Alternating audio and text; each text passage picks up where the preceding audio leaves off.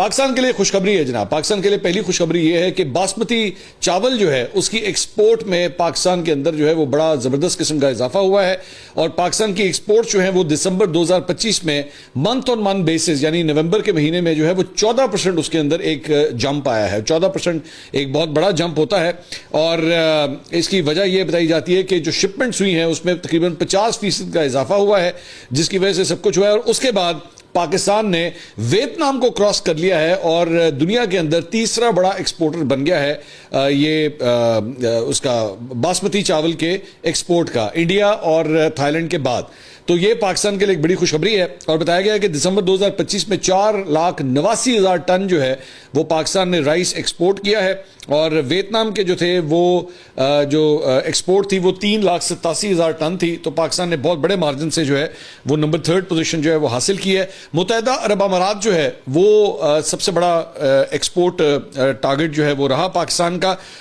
اس کے علاوہ چائنا بھی جو ہے وہ ہمارا جو ہے وہ چاول گیا, تنزانیہ بھی گیا, کینیا بھی گیا, آئیوری کوسٹ, ملیشیا, قزاقستان, سعودی عربیہ, ان تمام جگہوں کے اوپر جو ہے وہ پاکستانی چاول جو ہے گیا. تو یہ میرے خیال میں پاکستان کے لیے ایک اچھی خوشخبری تھی جو میں نے سوچا جس سے جو ہے وہ آج آغاز کیا جائے. اچھا جی, دوسری اب اس کی آپ کی مرضی ہے, یہ آپ ٹیبل کی کس سائڈ پہ بیٹھے ہوئے ہیں, آپ اس کو خوشخبری سمجھتے ہیں یا کیا سمجھتے ہیں, لیکن اوبیسلی میں جانتا ہوں کہ سیاسی نظریات کی بنیاد کے اوپر جو ہے اس خبر کو تولا جائے گا, یہ میں آپ کو ابھی سے بتا دوں. اور اس میں خبر بیسکلی یہ ہے کہ ڈونلڈ ٹرمپ کی جانب سے یا آپ کہہ لیجئے امریکہ کی جانب سے جو ہے وہ پاکستان کو دعوت دی گئی ہے کہ بورڈ آف پیس, مجوزہ ایک بورڈ آف پیس جو ہے اس کے اندر پاکستان کو شامل کرنے کی جو ہے وہ ڈونلڈ ٹرمپ کی جانب سے ایک انویٹیشن آئی ہے. پاکستان کو انوائٹ جو ہے وہ کیا گیا ہے, اور اس میں بیسکلی بورڈ آف پیس کے اندر اور بہت سے دیگر ممالک بھی ہیں جس میں شامل کیا جا رہا ہے. مختلف ممالک میں اس میں ٹرکی کی بھی جو ہے وہ اس کے اندر شامل ہے. دفتر خارجہ نے اس بارے میں جو ہے وہ اعلان باقاعدہ طور پہ میڈیا کو جاری کیا ہے کہ جی اس بورڈ آف پیس میں شمولیت کی دعوت دی گئی ہے, اور پاکستان غزہ میں امن و سلامتی کے بین الاقوامی کوششوں میں اپنا کردار ادا کرے, اور تاکہ اقوام متحدہ کی قراردادوں کے مطابق مسئلہ فلسطین کا دیرپا حل جو ہے وہ ممکن بنایا جا سکے. اب اس سارے معاملے کے اوپر بہت سے تجزیہ کار جو ہیں وہ یہ بھی کہہ رہے ہیں کہ بیسکلی یہ 60 رکنی ایک بورڈ آف پیس ہے, اور اس کو بنانے کا بیسکلی مقصد یہ ہے کہ اقوام متحدہ کے علاوہ ایک باڈی جو ہے وہ اس طرح کی بنائی جائے جو کہ ورلڈ افیئرز کے حوالے سے جو ہے وہ مختلف قسم کے فیصلے کر سکے. اس کی جو صدارت ہے یا چیئرمین شپ جو ہے وہ ڈونلڈ ٹرمپ نے خود ہی اناؤنس کر کے خود ہی اپنے پاس رکھی ہے. اور جہاں تک پاکستان کو دعوت دینے کی بات ہے, میرا خیال میں اوبیسلی یہ دعوت جو ہے یہ ایوی نہیں آئی ہوگی کہ اس سے پہلے بیہائنڈ دی سینز جو ہے موسٹ پرابلی ہو سکتا ہے کہ یہ ساری چیزیں پہلے سے طے کی جائیں, اور پاکستان نے بیسکلی حامی بھری ہوگی تو پھر اس کے بعد آپ کو یہ شاید انویٹیشن جو ہے وہ آیا ہوگا. اوبیسلی یہ وقت کے ساتھ ہمیں یہ چیزیں جو ہیں وہ کافی حد تک کلیئر ہو جائیں گی. ساتھ ہی ساتھ بتایا جا رہا ہے کہ شہباز شریف صاحب کی اس ہفتے ڈونلڈ ٹرمپ سے جو ہے وہ ملاقات بھی ہونے جا رہی ہے. وزیر اعظم جو ہے وہ کل زیورخ سوئٹزرلینڈ کے لیے جو ہے وہ روانہ ہو رہے ہیں, اور منگل کو ڈونلڈ ٹرمپ بھی جو ہے وہ وہاں پہ پہنچ رہے ہیں. WEF کے دوران یہ جو ملاقات ہے WEF کے اجلاس کے دوران جو ہے وہاں پہ ہوگی. شہباز شریف عالمی رہنماؤں تنظیموں کے سربراہان سے ملاقات کریں گے اور فورم کے اہم اجلاسوں میں وہ شرکت بھی کریں گے. اس ہفتے سوئٹزرلینڈ کے سیاحتی مقام ڈیووس میں امریکی صدر ڈونلڈ ٹرمپ سے ان کی اہم ملاقات ہوگی, جہاں پہ دونوں رہنما 56ویں عالمی اقتصادی فورم میں جو ہے وہ شرکت کریں گے. شہباز شریف اور ان کی ٹیم کے اراکین 3 دن کے قیام کے دوران سیمینارز اور مختلف کانفرنسز میں وہ شرکت کریں گے.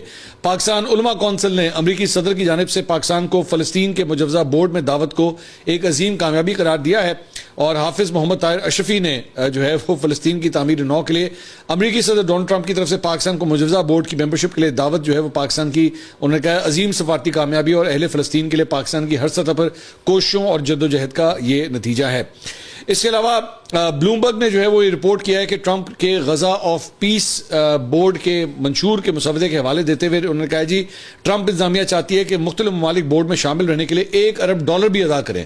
اب یہ میرے لیے بڑی حیران کن بات ہے کہ پاکستان $1 ارب جو ہے وہ کس طرح دے گا. بہرحال یہ خبر رپورٹ ہوئی ہے. بلومبرگ نے کہا جی ڈونلڈ ٹرمپ جو ہے غزہ امن بورڈ کے پہلے چیئرمین ہوں گے, اور ہر رکن ملک کی مدت اس کے چارٹر کے نافذ ہونے کے بعد سے 3 سال سے زیادہ نہیں ہوگی, جس کی تجدید چیئرمین کی منظوری سے مشروط ہوگی. رائٹرز فوری طور پر اس رپورٹ کی فی الحال تصدیق نہیں کر سکا ہے. دوسری جانب وائٹ ہاؤس نے اس رپورٹ کو گمراہ کن قرار دیتے ہوئے کہا ہے کہ بورڈ آف پیس میں شمولیت کے لیے کوئی کم از کم رکنیت فیس جو ہے وہ مقرر نہیں کی گئی.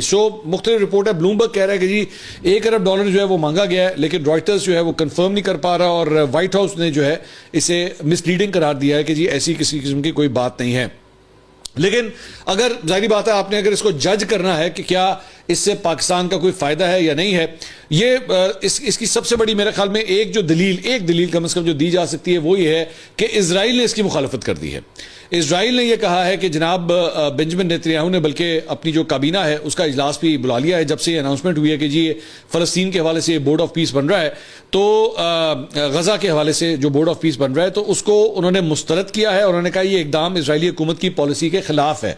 اور بائی دا وے اس کے اندر ٹرکی بھی شامل ہے، اور ٹرکی کے جو وزیر خارجہ ہیں ان کی تو اسرائیل ویسی بڑی مخالفت کرتا ہے، اور انہی کا نام جو ہے اس بورڈ میں شامل بھی کیا گیا ہے۔ تو اسی سے اگر مطلب ایک ایسی چیز بن رہی ہے جس سے اسرائیل کو تکلیف ہو رہی ہے تو میں I am all for it, میں تو کہتا ہوں ہر وہ کام کرنا چاہیے جس سے اسرائیل کو جو ہے وہ تکلیف ہو، تو اگر ہو رہی ہے تو پھر اس کا مطلب ہے کچھ اچھا ہی ہونے جا رہا ہے۔ بہرحال بنجمن نیتنیاہو کے دفتر کی جانب سے جو ہے وہ بیان جاری کیا گیا کہ اس بورڈ کی تشکیل کے حوالے سے اسرائیل سے کوئی مشاورت نہیں کی گئی ہے، غزہ سے متعلق کسی بھی انتظامی یا سیاسی فیصلے میں اسرائیل کو نظر انداز کرنا قابل قبول نہیں ہے۔ اسرائیلی حکومت کا موقف ہے کہ غزہ سے جڑے معاملات براہ راست اسرائیلی سلامتی اور قومی مفادات سے متعلق ہیں۔ اسرائیلی وزیر خارجہ نے اعلان کیا ہے کہ وہ غزہ بورڈ آف پیس کا معاملہ امریکی وزیر خارجہ مارکو روبیو کے ساتھ اٹھائیں گے تاکہ اسرائیل کے تحفظات سے امریکی حکام کو جو ہے وہ آگاہ کیا جا سکے۔ اس کے علاوہ بی بی سی نے رپورٹ کیا ہے کہ جی وائٹ ہاؤس نے جمعے کو صدر ٹرمپ کے 20 نکاتی غزہ امن منصوبے کے دوسرے مرحلے میں غزہ بورڈ آف پیس کے ارکان کے ناموں کا اعلان کیا تھا۔ میں نے آپ کو بتایا کہ اس بورڈ کے چیئرمین جو ہے وہ ڈونلڈ ٹرمپ خود ہوں گے، جبکہ امریکی وزیر خارجہ مارکو روبیو، سابق برطانوی وزیر اعظم ٹونی بلیئر سمیت دیگر عام شخصیات جو ہے اس کی رکن ہوں گی۔ مصر اور ترکی کے صدور کے دفاتر نے ٹرمپ کی جانب سے اس دعوت نامے کی تصدیق کر دی ہے۔ غزہ بورڈ آف پیس کا بانی ایگزیکٹو بورڈ بھی ہے جس کا کام سرمایہ کاری اور سفارتکاری ہوگا، جبکہ دوسرا غزہ ایگزیکٹو بورڈ ہے جو ایک مجوزہ انتظامی group national committee for administration of Gaza کے ساتھ مل کر زمینی کام کی نگرانی کا جو ہے وہ ذمہ دار ہوگا۔ وائٹ ہاؤس کے مطابق بورڈ آف پیس کا ہر رکن ایک قلمدان کا ذمہ دار ہوگا جو کہ غزہ میں استحکام کے لیے انتہائی اہم ہے، تاہم اب تک یہ واضح نہیں ہے کہ بورڈ کے کس رکن کو کیا ذمہ داری جو ہے وہ سونپی جائے گی۔ تو اس بورڈ میں اب تک کون کون شامل ہیں جو نام سامنے آئے ہیں: سابق وزیر اعظم ٹونی بلیئر، مارکو روبیو امریکی وزیر خارجہ، اسٹیو وٹکاف، اجے بانگا جو کہ ورلڈ بینک کے سربراہ ہیں، رابرٹ گیبریل وہ قومی سلامتی کی ٹیم کے رکن ہے، نکولے مالدینوف بلغارین یہ ایک پولیٹیشین ہے، ان کا نام بھی جو ہے وہ اس میں ڈالا گیا ہے۔ ان کو کن کن چیلنجز کا اس بورڈ کو جو ہے وہ سامنا ہوگا، تو یہ سوال بھی اٹھایا جا رہا ہے کہ بورڈ کتنی جلدی غزہ میں جو ہے وہ تبدیلی لا سکتا ہے جو فلسطینیوں کی روزمرہ کی زندگی میں حقیقی فرق ڈالے، خاص طور پہ دیر پا امن اور اس سے جڑے ٹھوس اقدامات کا سلسلہ جو ہے وہ کب شروع کر سکے۔ اقوام متحدہ کا تخمینہ ہے کہ غزہ میں تقریباً 80% عمارتیں جو ہیں وہ تباہ ہو چکی ہیں، اور جنگ سے بچ جانے والے خاندان اب سردیوں کے موسم اور خوراک اور رہائش کی کمی سے اس وقت جو ہے اس کا سامنا کر رہے ہیں۔ اگرچہ امدادی گروپوں کا کہنا ہے کہ کچھ بہتری آئی ہے، لیکن وہ اسرائیل پر اپنے کام پر مسلسل پابندیاں عائد کرنے کا الزام لگاتے ہیں۔ تو بہت ایکسٹینسو کام کرنا پڑے گا اس بورڈ کو، لیکن دیکھتے ہیں کہ وہ انتظامی طور پہ ان معاملات کو جو ہے وہ حل کر سکتا ہے یا نہیں۔ دوسری جانب حماس کو غیر مسلح کرنے کا چیلنج اور اسرائیل کے تحفظات وہ بھی ایک بہت بڑی رکاوٹ ہوں گے اس بورڈ کے مطلب رستے میں۔ بعض ماہرین کے مطابق اس بورڈ کے لیے شاید سب سے بڑا چیلنج جو ہے وہ جنگ بندی کو برقرار رکھنا ہی ہوگا۔ اقوام متحدہ کے مینڈیٹ کی حمایت اس فورس کے باعث غزہ کو اسلحے سے پاک کرنے کا بھی جو ہے وہ سب سے بڑا چیلنج ہوگا۔ جہاں پہ ان کو مطلب یہ سب کچھ کرنا ہے، وہیں پہ حماس کو جو ہے وہ ڈسارم کرنا بھی جو ہے اس بورڈ کی ایک بہت بڑی ذمہ داری جو ہے وہ ہو سکتی ہے۔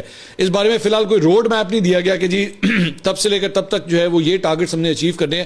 ابھی صرف بورڈ کی جو ہے وہ بیسیکلی تشکیل کی جا رہی ہے، باقی چیزیں میرے خیال میں بعد میں جا کے جو ہے وہ ریویل ہوں گی۔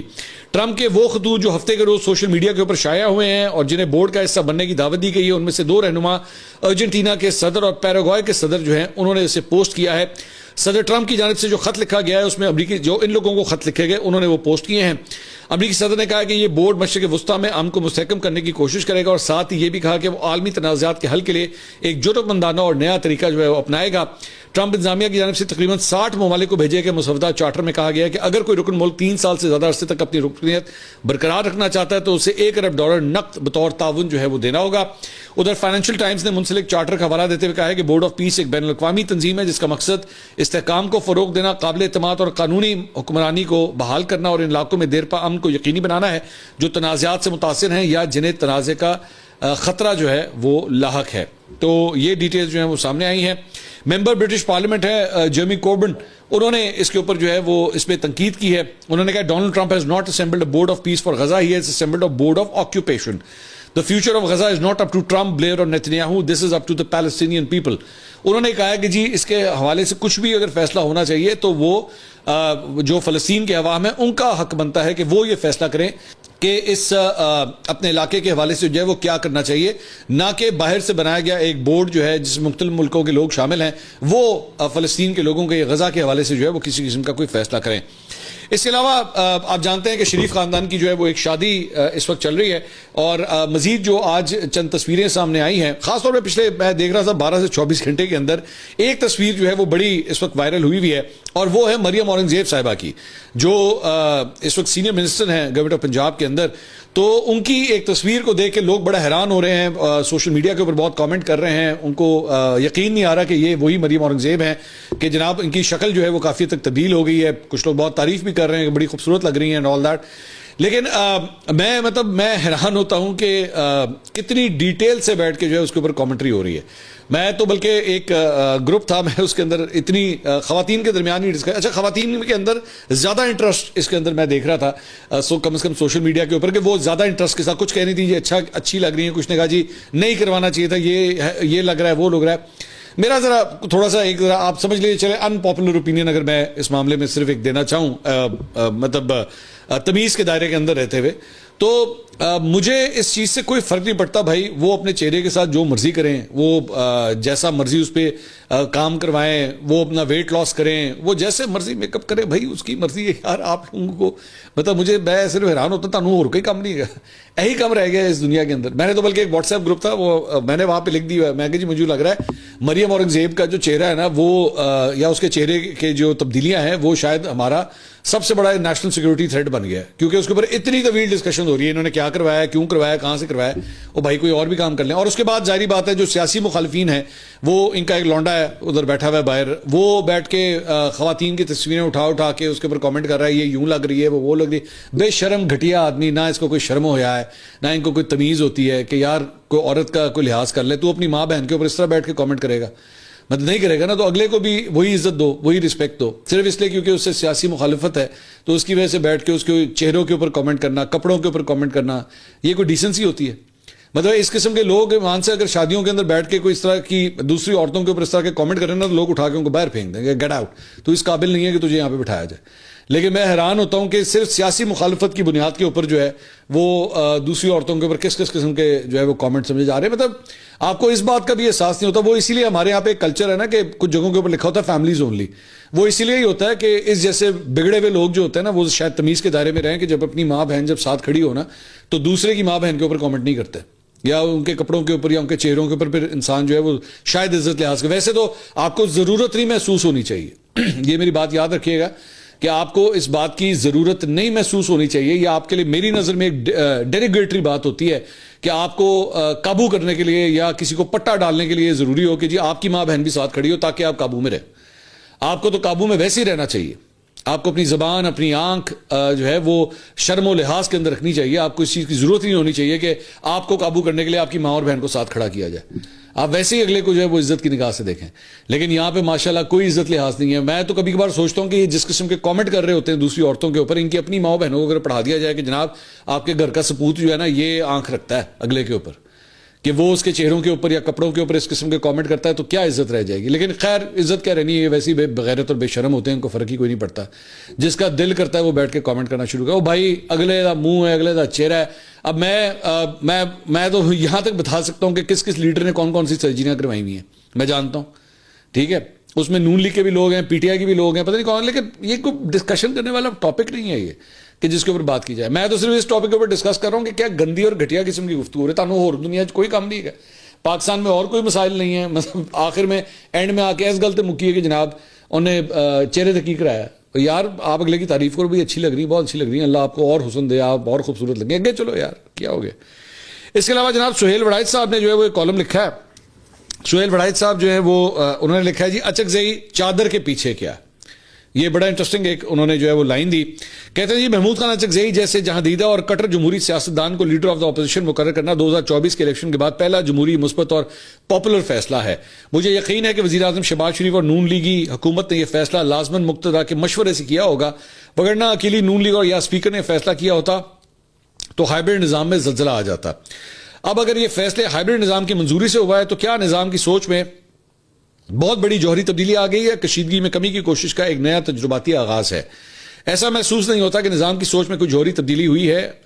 قرین قیاس یہی ہے کہ محمود خان اچکزئی جیسے صلح جو امن عالم کے خواہاں اور مفاہمت کے پرچاک کو لیڈر آف دا اپوزیشن بنانا ملک میں سیاسی کشیدگی میں کمی کا تجرباتی آغاز ہے. لیکن اس فیصلے سے توقع کرنا کہ کل کو عمران خان جیل سے باہر آ جائیں گے اور سب کچھ نارمل ہو جائے گا بڑی خوش فہمی ہوگی. اس فقیر صحافی کے اچکزئی صاحب سے برسوں سے شناسائی اور محبت کا تعلق ہے. میرے گھر بھی آنے کی مہربانی کر چکے ہیں.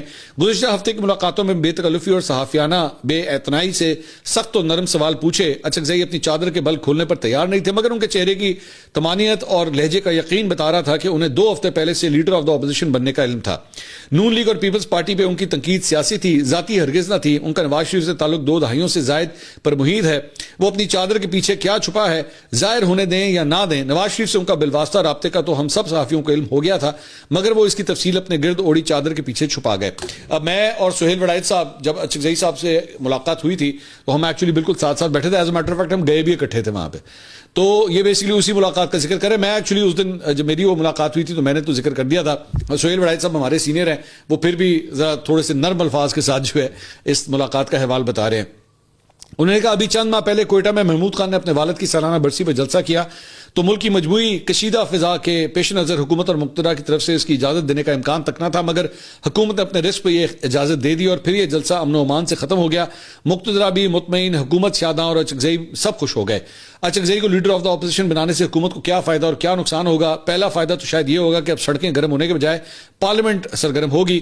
اپوزیشن کی طاقت ختم ہونے سے نون کو بھی سیاسی معتبری کا سامنا تھا. اگر اپوزیشن ہی نہ رہے تو حکومت بھی بے وزن ہو جاتی ہے. پارلیمنٹ جو مقتدر اور سول کے درمیان توازن رکھنے کا آئینی ادارہ ہے، اگر اس میں جان نہ ہو تو طاقت کو نو کہنے کا امکان بہت ہی کم ہو جاتا ہے. Omar Ayub leader of the opposition تھے تو وہ مجبور تھے کہ انتہا پسندی کی طرف مائل رہیں کیونکہ تحریک انصاف کے چیئرمین عمران خان اور ان کے حامیوں کی یہی ڈیمانڈ اور خواہش تھی. محمود خان اچکزئی راستہ نکالنے والے ہیں، راستہ بند کرنے والے نہیں، اس لیے نون اور مقتدرہ انہیں عمر ایوب سے بہتر سمجھتے ہیں. نون کو واحد نقصان ایک نئے رزق سے ہے اور وہ یہ ہے کہ اگر اچکزئی سے محبت، آشنائی اور رابطے بڑھے اور جمہوریت سے پیار نے شدت اختیار کی تو طاقت کے مراکز میں بیٹھے کچھ لوگوں کے ماتھے پر بل پڑنے لگیں گے اور ہائیبرڈ بلڈنگ میں دراڑیں پڑنی شروع ہو جائیں گی. مقتدر نے روش سے ہٹ کر محمود اچکزئی کو لیڈر آف دا اپوزیشن بنانے کا راستہ کیوں دیا؟ یہ وہ سوال ہے جو بڑا معنی خیز اور جواب طلب ہے. مقتدر کی محمود اچکزئی کے لیے ناپسندیدگی کوئی چھپا ہوا راز نہیں ہے، پھر بھی یہ تجربہ کرنا لازماً سیاسی کشیدگی کو کم کرنے کی کوشش ہے کہ معاشی ترقی کے لیے سیاسی کشیدگی میں کمی لانا از حد ضروری ہے. اب جبکہ مقتدر ایک انتہائی طاقتور پوزیشن میں ہے، اس کی طرف سے یہ تجربہ ایک مثبت عمل ہے. تاہم اگر اس کے باوجود سڑکیں گرم کرنے کی کوششیں جاری رہیں، کشیدگی میں کمی نہ آئی، گالی گلوچ جاری رہی تو پھر اس تجربے کے مخالف غالب آ جائیں گے اور شاید امید کی اس کھڑکی کو پھر سے تادیر بند کر دیا جائے گا. تحریک انصاف اور اپوزیشن کے لیے فیصلے میں خطرات بھی ہیں اور ثمرات بھی. تحریک انصاف اپنی اسٹریٹ پاور دکھا چکی اور اب اس میں سکت نہیں کہ دوبارہ ریاست سے لڑائی مول لے. سیاست کے عبد الخیلی بادشاہ مولانا فضل الرحمان سے کیا حکومت اپوزیشن نے مشورہ کیا ہوگا یا بالا ہی بالا یہ فیصلہ ہو گیا؟ اپوزیشن کی بڑی جماعتوں میں تحریک انصاف کے بعد تو مولانا فضل الرحمان کی جماعت کا نمبر ہے. تحریک انصاف نے 26ویں ترمیم کے دوران ان سے آنکھ مچولی کی، پختون انصافیوں نے ان کی مٹھی جانپی بھی کی مگر وہ ان کے جال میں نہ آئے اور اپنی آزادانہ بارگننگ پوزیشن بحال رکھی.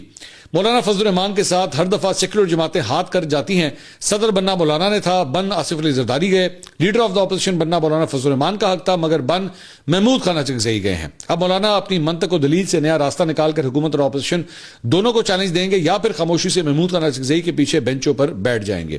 تو یہ بڑی تفصیل سے اچکزئی صاحب کے حوالے سے کہ میں آنے والے مہینے دن جو ہیں وہ کیسے ہو سکتے ہیں اس کا انہوں نے ہمیں تفصیل سے آگاہ کیا. اس کے علاوہ کچھ اور خبریں بھی جو ہیں وہ شامل کرتے ہیں اور اس میں خبر یہ ہے کہ جناب ایمل ولی خان صاحب نے ایک ٹویٹ کیا جو میں آپ کے ساتھ شیئر کرنا چاہوں گا. وہ ٹویٹ کرتے ہیں کہ جی میں واضح اور ذمہ دارانہ طور پر اعلان کرتا ہوں کہ میں نے ریاست پاکستان کے اعلیٰ ترین اداروں، وزیر اعظم office, supreme court of Pakistan اور پشاور ہائی کورٹ اور سے ان عناصر کے خلاف باضابطہ رجوع کیا ہے جو دہشت گردوں کی سرپرستی اور دوبارہ آباد کاری میں ملوث رہے ہیں. میری نظر میں اس عمل کے مرکزی ذمہ دار درج ذیل ہیں: جنرل قمر جاوید باجوہ، جنرل فیض، سابق صدر عارف الوی، عمران نیازی اور بیرسٹر سیف. میں دو ٹوک الفاظ میں خبردار کرتا ہوں کہ میری اس موقف اور گفتگو کو کسی بھی فرد یا گروہ کے ذاتی یا سیاسی مفاد کے لیے استعمال نہ کیا جائے. ایسا کوئی بھی اقدام نہ صرف غیر اخلاقی ہوگا بلکہ قانونی اور سیاسی طور پر بھی الٹا پڑے گا. آج میں کھل کر یہ واضح کر رہا ہوں تاکہ کوئی ابہام باقی نہ رہے کہ میرا اشارہ کس جانب ہے اور میں آئندہ بھی اسی اصولی موقف پر قائم رہوں گا. جب سے میں اس پورے معاملے کو گندگی قرار دیتا ہوں تو میرا مقصد حقائق کو بے نقاب کرنا ہے، نہ کہ کسی ذاتی دشمنی کا اظہار۔ بعض لوگ میرے موقف کو توڑ مروڑ کر پیش کرتے ہیں، لیکن حقیقت اپنی جگہ ہی برقرار رہتی ہے اور رہے گی۔ میرا موقف ریاست آئین اور عوام کے مفاد میں، اور میں اس راستے پر قائم رہوں گا۔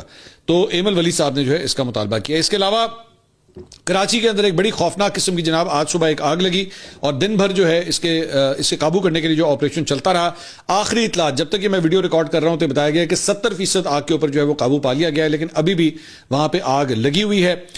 اس آگ کے نتیجے میں اب تک 6 افراد جو ہیں وہ جاں بحق ہو چکے ہیں۔ یہ بیسکلی ایم اے جناح روڈ کے اوپر واقع گل پلازا ہے، جہاں پہ بتایا گیا ہے کہ یہ آگ لگی ہے، اور یہ بیسکلی ایک شاپنگ سینٹر ہے، وہاں پہ مختلف چیزوں کا جو ہے وہ کاروبار ہوتا تھا۔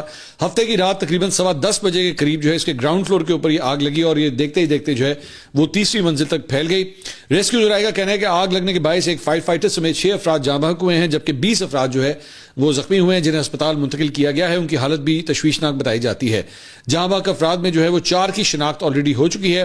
ابھی بھی کئی افراد کے بارے میں خدشہ ظاہر کیا جا رہا ہے کہ وہ ابھی بھی اس وقت لاپتہ ہیں۔ تو وی ہوپ کہ جلد از جلد جو ہے اس کے اوپر قابو پایا جائے اور یہ معاملہ جو ہے وہ جلد از جلد ریزالو ہو۔ اب تک کے لیے اتنا ہی، اگلی ویڈیو میں آپ سے دوبارہ ملاقات ہوگی۔ اللہ حافظ۔